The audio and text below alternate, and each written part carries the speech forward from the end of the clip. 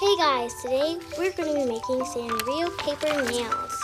First thing we're going to be doing is folding them into forts because that's what I was doing. Now we're going to have to draw designs of the characters or just draw the characters. First I obviously did Cinnamon Roll because she's my favorite. Then we're going to do my melodies and using pink bows to represent her.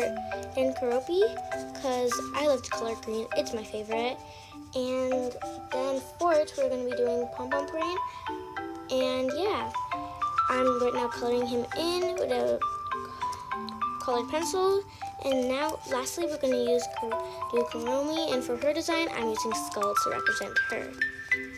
After this, now we have to cut out all of our designs. So let's get started to it. Now it's all cut out, we're going to actually make the nails. So first we're going to just fold the paper just like it's shown on the screen. And because there's a big, now we're going to tape it. And because there's a big like triangle at the bottom, we're obviously going to stuff that inside for it's not uncomfortable. Then that's it. Repeat all of that for every single drawing you did. And now you have your nails ready. So like and subscribe and hit that notification bell for more videos like these ones.